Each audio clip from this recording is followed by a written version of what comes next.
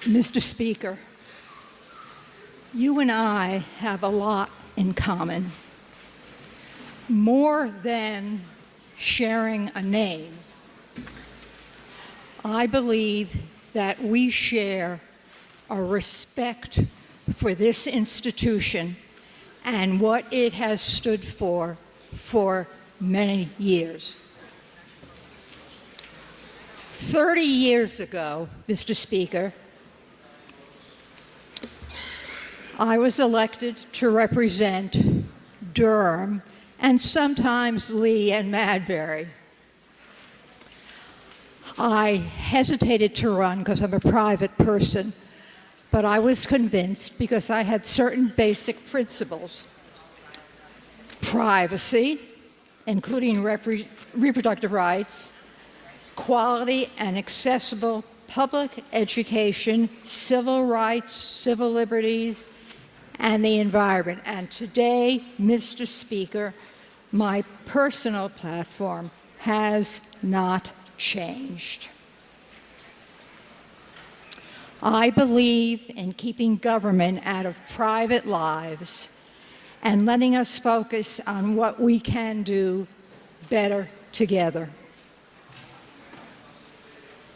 My first speech on the other side of the well was on reproductive rights, and the speaker at that time, the first woman elected to be speaker in this state, the Honorable Donna Sitek, had written a note to congratulate me on what would then have been called my maiden speech.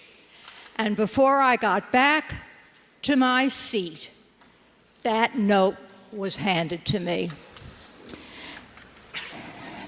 Speaker Sitek, by the way, for some of you who don't know this, wrote a book called Further Ado, Practical Protocol for New Hampshire, a nonpartisan guide to political etiquette.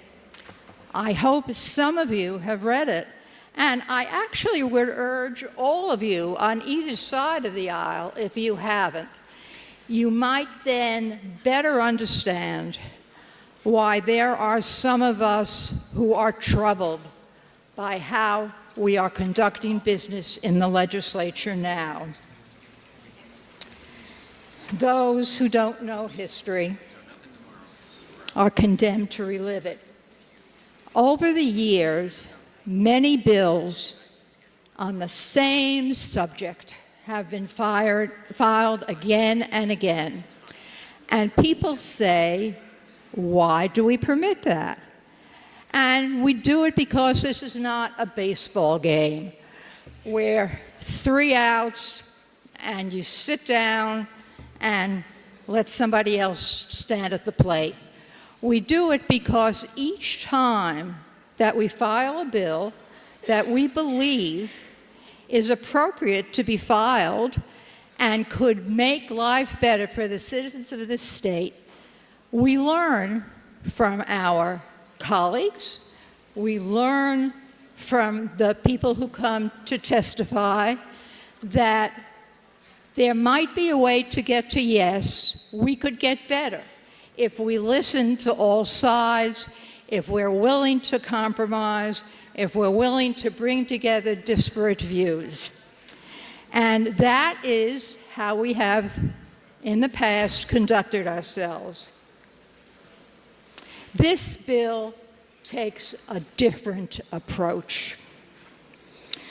Governor Sununu vetoed a similar bill. Last session, the current governor did the same. Those who support the bill were not comfortable with that, and so they set out to introduce basically the same bill over and over and over again. 5 bills, I believe, or is it 6? I must check with the chair of my committee, have come to judiciary. And have been passed and passed and passed and passed, but that hasn't been enough. Even today, we had floor amendments on the same bill. When is enough enough? If you're inclined, you can go to YouTube and listen to the testimony of sponsors and supporters alike make hateful, angry statements, clearly violating the rules of procedure in this body, attacking our own colleagues, painting with a broad brush, those mostly in my party who ask for respect for each of us. One actually condemned specifically those sitting in sections 5 and 4. And then when someone said, well, what about section 3? They added section 3.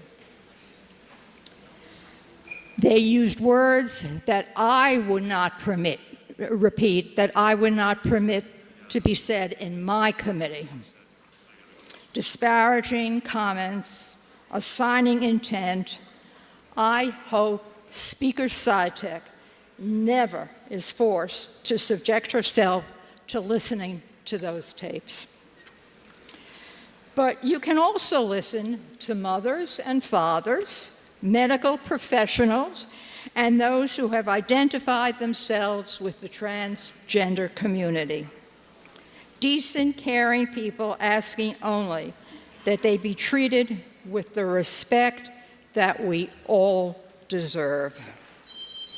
By passing bill after bill after bill, perhaps in the hope of making it impossible for the governor to veto all, we diminish the seriousness of the legislative process and interfere with the ability of all of us to live as we choose.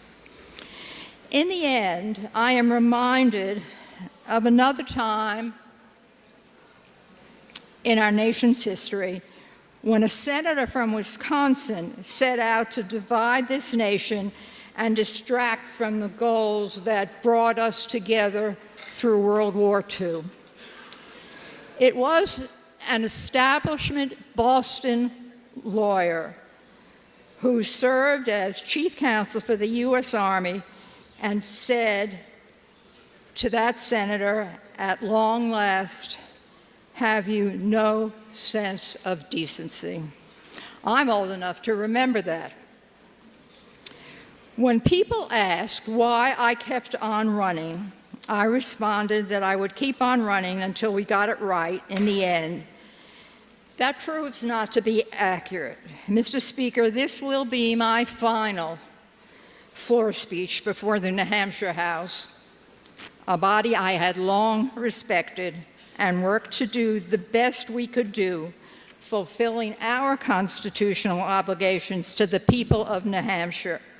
I hope that in overturning the committee vote, we might demonstrate that, yes, my belief in this body's inherent decency is still valid.